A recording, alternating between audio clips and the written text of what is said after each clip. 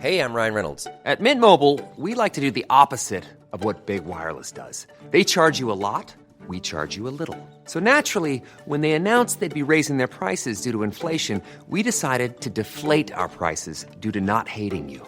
That's right. We're cutting the price of Mint Unlimited from $30 a month to just $15 a month. Give it a try at mintmobile.com/switch. New activation and upfront payment for 3-month plan required. Taxes and fees extra. Additional restrictions apply. See mintmobile.com for full terms.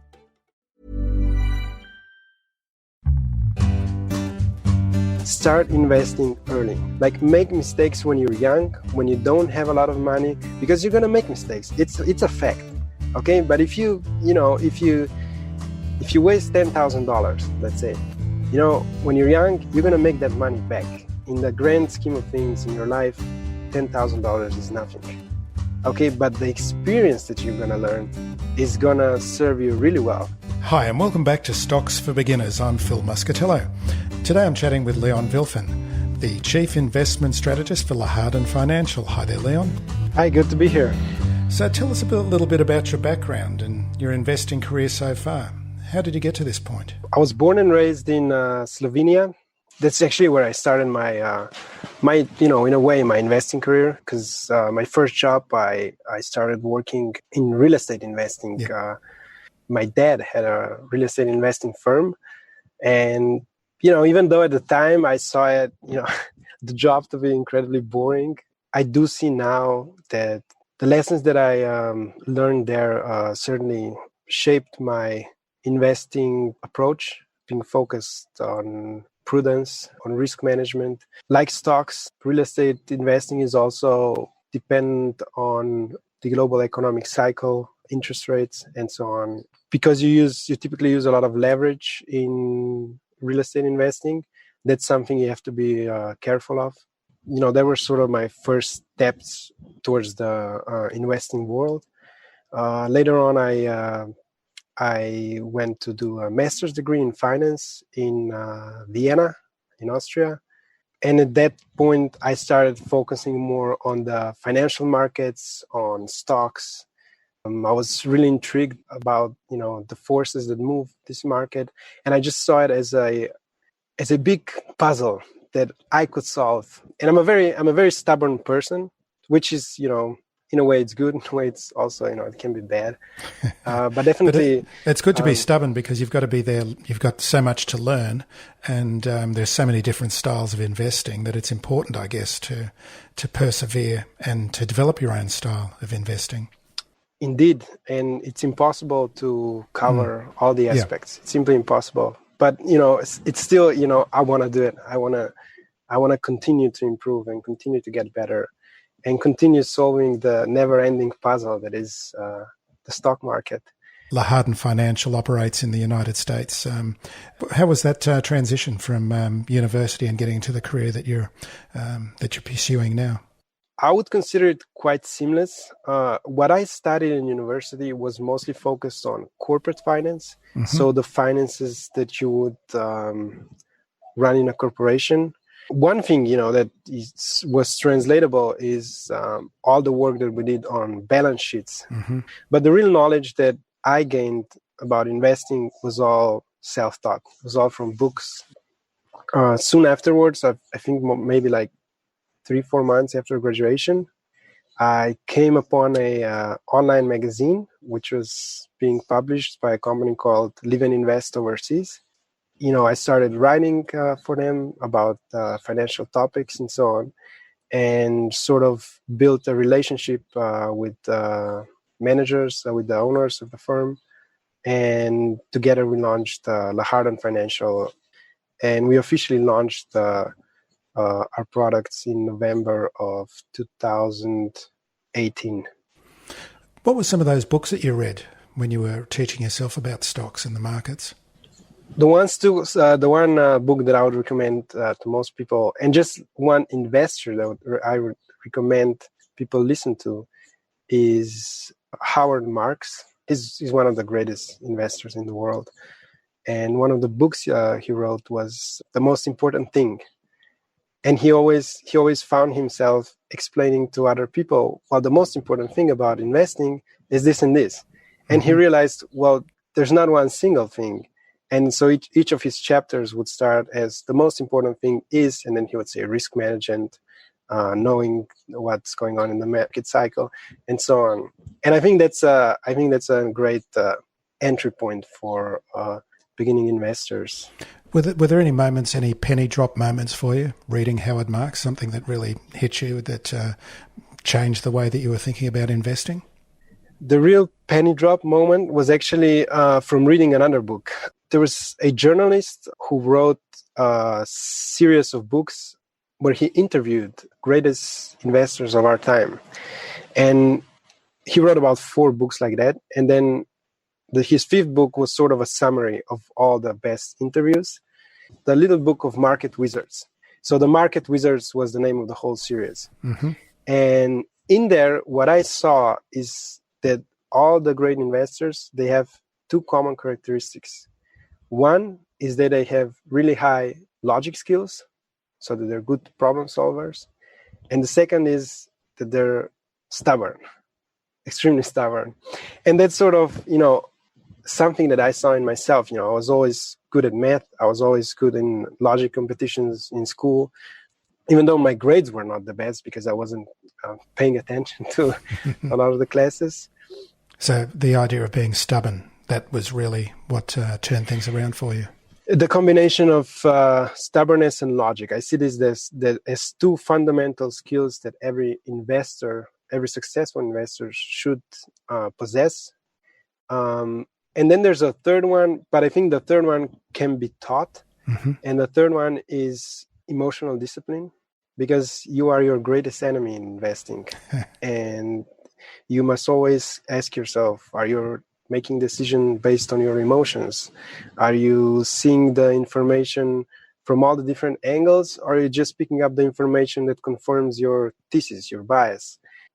But I think that's something that can be learned. Do you really think that that's something that can be learned? Because I know from personal experience and then other people that I've spoken with that when your money's on the line in the market and you're watching the price of whatever you've invested in going up or down, you just can't help those emotions. I mean, they're natural emotions that are programmed into us.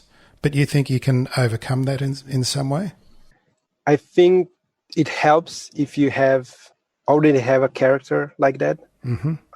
But while looking from my own experience, I did make emotional decisions in investing when I first started. So that's why I say, okay, it can be learned, because I obviously, I made a few mistakes in the beginning that every person, I think, does. Oh, it's good to hear that that you can overcome these things. I think, I always tell my friends, and, I'm still fairly young, so my friends are, around 30 years old. Mm-hmm. And I always tell them, start investing early. Mm-hmm. Like, make mistakes when you're young, when you don't have a lot of money, because you're going to make mistakes. It's a fact. Okay. But if you waste $10,000, let's say, when you're young, you're going to make that money back. In the grand scheme of things in your life, $10,000 is nothing. Mm-hmm. Okay. But the experience that you're going to learn is going to serve you really well. Whereas most people, they make money and then they invest it. They want to see it grow or whatever. And that's when they make mistake, when they have a lot of money. And mm-hmm. that's, mistakes at that point are much more costlier. So many beginners, when they approach the stock market for the first time, they treat it almost like a casino. And they're not, and a casino and the stock market can be just as risky as a casino. But managing risk is an important lesson to learn. Can you explain the kinds of risks first-timers should look out for? Well, first of all, you should acknowledge that risk exists. When first-timers get into the market, they buy a stock because they see, wow, it's going up. I think it could go up even higher. But that's a casino. That's gambling. You're just betting that the price is gonna go higher. You're not focusing on what the company does, or maybe you're just focusing on the shiny parts. You say, let's take for an example, Apple. Okay, and you say, okay, but Apple has like an iPhone and it's a really great product. I'm gonna buy it. One of the first things you should do in terms of risk is just recognize that risk exists, and then you should always whatever investments you're considering, you should do a really thorough analysis. Like really try to know everything about that company. I know it's tedious work reading annual reports and so on and quarterly reports, but read them because there's so much quality information in there. You're going to learn about the industry. You're going to see how the company responds to the challenges, to the risks in the environment. And you'll see, whether or not you agree with those risks. Yeah, definitely, one way to manage risks is recognizing and investigating all the possible options, and then looking at maybe a little bit, if we step back from a company's perspective and look at broader risks in the market and how they can affect your portfolio or maybe the sectors that you're invested in, trying to address those risks as well, and maybe reducing your exposure to riskier investments or like in sectors that could get hurt by the macro conditions, and maybe moving to safer ones, or and then of course balancing between them depending on how risky the environment that you're investing in is. There's a reason why there's whole buildings of people trying to figure out what one stock or what the stock market is doing. There's a reason for that, and they're you typically a lot smarter than me or definitely retail investors. So try to take that into account. ShareSite is an online portfolio tracking tool that automatically records trades, dividends, ETF distributions, and gives you the reporting tools you need to help you manage your portfolio. ShareSite is pleased to extend a special offer to listeners of this podcast. 4 months free on an annual premium plan. Go to sharesite.com/stocks for beginners and sign up now for a free trial before taking advantage of 4 free months.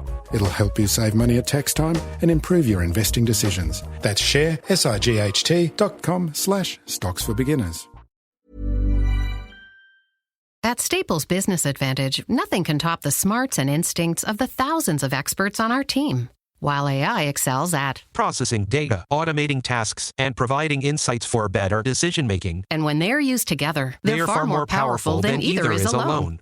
Whoa. I've never felt more alive. Let Staples Business Advantage use today's latest innovations, plus our team's experience, to make business easier for you. Sign up today and save 20%. Staples Business Advantage. Business is human.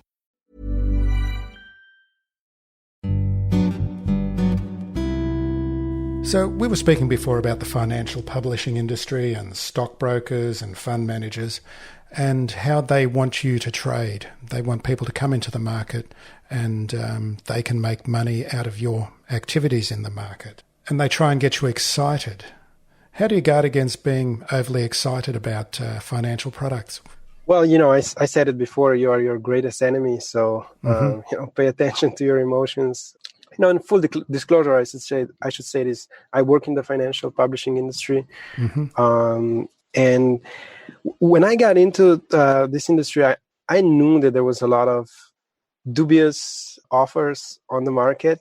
But as I started working in it, I really saw that, there's just a lot of trash. Basically just companies and publishers and gurus whose sole purpose is to take money from you, just buy their product, and usually they'll have a high turnover rate because people will buy it and then they'll see after a couple of months, this guy he doesn't really have my best interest. So that's something that, we try to focus not to do. And it's always, one thing to worry about. Most of these offers will try to get you, will use the same trick. It's basically get rich quick. But it's impossible. This is investing. And I really try to hammer that point with my readers. And, the offers that we send out, we focus on actual great ideas that, can make you money. Whereas, a lot of what I see is just, it's just there to get a response from to get a response from the wallet. Exactly. Exactly. It's a problem in general. I think as an investment manager, you should have your client's best interest. That should be your goal. Like you're a partner with your client. And I think that's something that unfortunately, even in the traditional financial industry, it's just about a lot of people get in just because they want to earn money. And I want to earn money as well, but I really I want to have a good night's sleep as well. I don't want someone to think about me and hate me because I basically cheated them out of their savings. Yeah. So what are some of the risky investments that you'd be warning people to avoid? So I would advise against any leverage products. You can certainly grow your investments faster. You get higher profits, but there's also higher risk. What is a leverage product? What do you mean by a leverage product? Oh, so a leverage product is something that uses debt to leverage your initial investment. So let's say a broker will offer you, let's say you'll buy $1,000 worth of stock, and then the broker that you have account with will lend you $1,000 to put into that stock. So that means that you can make double the profits with $1,000 investments, but you also take double the losses. Yep. And then there's something called margin call, where when your losses will be at a certain point, that the broker will say, okay, your losses are becoming too large. You have to add more money to cover those losses. Mm-hmm. Otherwise, we'll close that trade, and they'll just close it automatically. Yep. And you'll end up losing a lot of money. So that's one thing I would say that they should avoid. Another one is, it's a debatable topic, so I'm probably stir some feathers here, but it's cryptocurrencies. I find them to be too volatile for most investors. The most common line I hear is, yeah, but I don't really care about that money. I'm just going to put, a couple of $1,000s to cryptocurrencies, and whatever happens, happens. Like, no, that's not true. Of course you care about that money. You worked hard for it. You're just saying this because there's a chance that you lose the money, and you just want to, it's your ego talking, basically. Yeah. But there's other leverage products as well, things like CFDs and options, for example.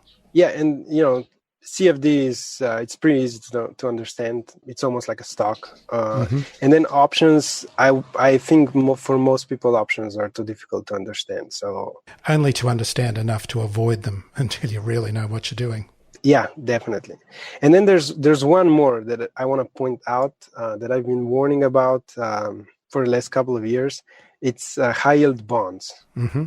Okay, because investors, there used to be this idea, this principle that you should invest one part of your portfolio in stocks and another part of your portfolio in bonds. And usually it was 80-20. Mm-hmm. And, at the time when this idea became popular, bonds were returning between 5 and 10% a year. And I'm talking about safe bonds like US government treasuries. But then, because we kept lowering interest rates, bond yields kept falling. Okay, and now they're at last couple of years, they've been, at zero or, between 0 and 2%. So, but investors, they still wanted high yield. They still wanted, I want 5 or 7% on my return. Like, I'm not going to take a product that gives me 0.5% a year or something like that. Mm-hmm. And so they started moving massively into high yield bonds. But what is a high yield bond? I mentioned before, high returns typically equals high risk. And high yield bonds are loans to companies that are in poor shape. Because when you lend money to a company, you want interest. And the good companies, the Apples, the Googles of the world, they can borrow really cheap. So the interest on their bonds is pretty low. It's very similar to government bonds. Whereas, some companies which are not in good shape, they have to offer higher return to attract people to loan them money. And, those are riskier companies. Yield, they're riskier companies that you're lending the money to. Yeah. And a lot of people, they just see the number, they see 5 to 7% return, and they say, okay, yeah, that's the product I want. And when you look at high yield investments in the last couple of years, they've skyrocketed. And it's a danger. And, I think it represents at this point some systemic risk to because, a lot of these are now being bundled up together in loan-backed securities, which is, if we remember the 2008 crisis, that's precisely, what mortgage-backed securities, mortgage is a loan, and, The only question is right now how extensive, because it's not as extensive as in 2008. But still, I think gradually, if this trend continues, it's going to pose even more systemic risk to our economies. Yeah, I think the term bonds is actually a really confusing kind of concept for a lot of people, because there's the bonds, the very strong treasuries and government bonds that are backed by the central banks of each country. They're obviously much lower risk. And then there's corporate bonds and hybrid bonds. But then, as you say, there's these kind of bonds as well, which are really just loans to companies. Yeah, and I mean, even when you're loaning to a government, sure, if you loan to an Australian government, it's all good. But if you're loaning to a country like Argentina or Russia, they're gonna, you're gonna get a higher yield. But those are countries that have defaulted on their debt in the past. Yeah. And there's a reason why the returns are higher. Or sometimes, the bonds will be issued in local currency, and some countries will manipulate their currencies. They will print a lot of it. So, there's high inflation. So the return that you're getting is really not that impressive once you counter in the high inflation. So let's talk a bit about ETFs, because the popularity of ETFs is really rising these days. And people see them, A, as quite safe, and B, that they give you instant diversification when you buy an ETF. But you actually believe it's better to have a basket of well-chosen stocks. I think the biggest problem in ETFs is their misunderstood product. Like you said, people perceive it as they give you a high degree of diversification.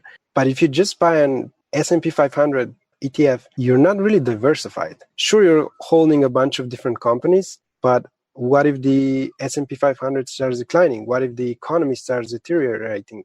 What are you going to do then? Do you have assets that are going to perform well in that environment?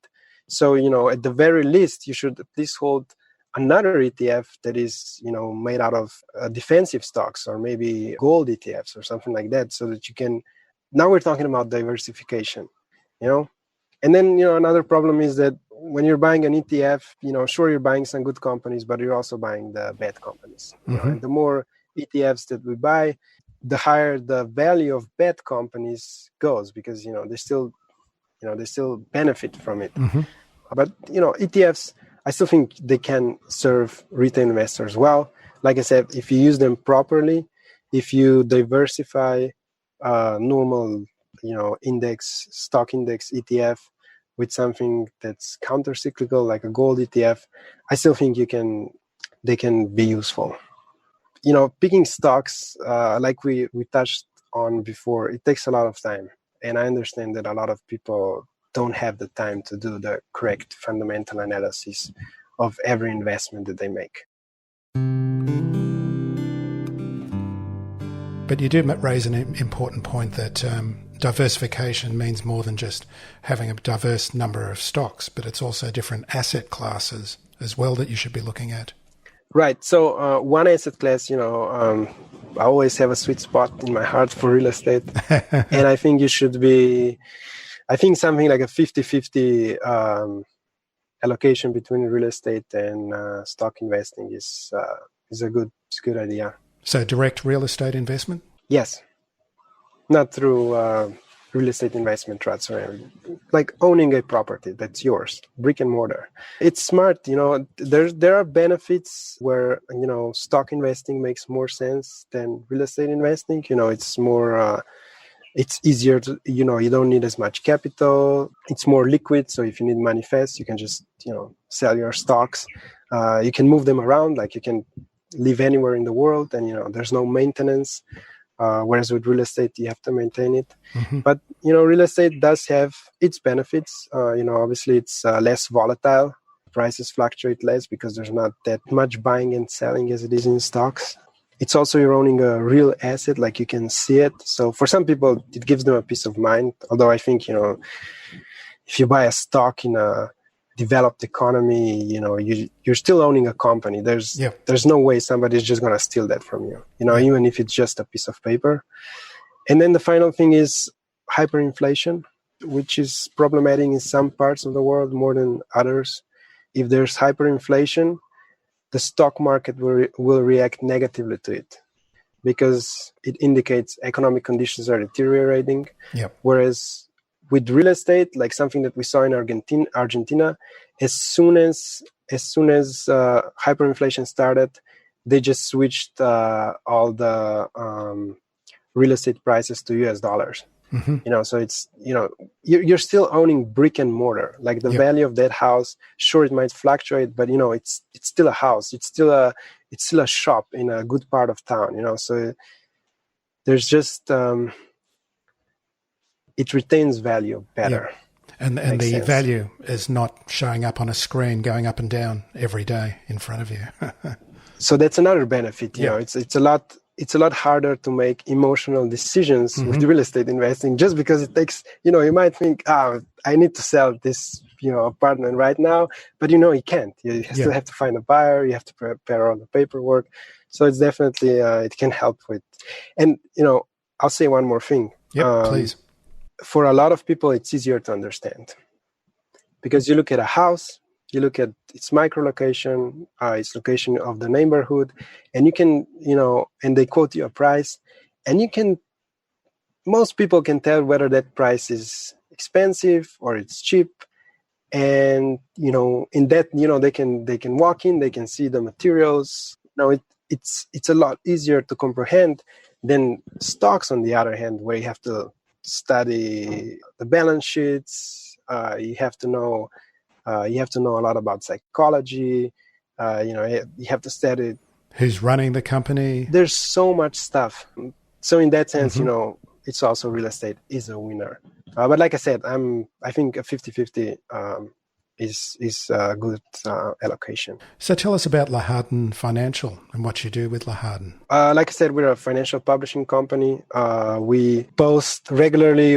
I write essays about what's going on in the stock market. Obviously, what are some of the risks? Occasionally, I'll also write about basic investing principles. Because not every one of my readers is that knowledgeable about the stock market. I talk about specific investment opportunities that I see out there. One that I wrote about recently was green energy. And, I talk about how politics are going to drive green energy investments higher in the future. And then we also have a paid service where I recommend stocks, specific investments, and I'll just make a really big analysis of one company and why you should buy it, why this is a good price. And then there's also a portfolio that comes with that newsletter that I manage, and it's very conservative because we call it True Retirement Wealth, and it's sort of made for people that are looking to preserve their wealth for their retirement. Leon, thank you very much for joining me on Stocks for Beginners. It's been great chatting with you. Thank you so much for having me. Stocks for Beginners is for information and educational purposes only. It isn't financial advice, and you shouldn't buy or sell any investments based on what you've heard here. Any opinion or commentary is the view of the speaker only, not Stocks for Beginners. This podcast doesn't replace professional advice regarding your personal financial needs, circumstances, or current situation. And thanks to Christopher Soulos for music production out of Garlic Breath Studio. Music flows when the money don't.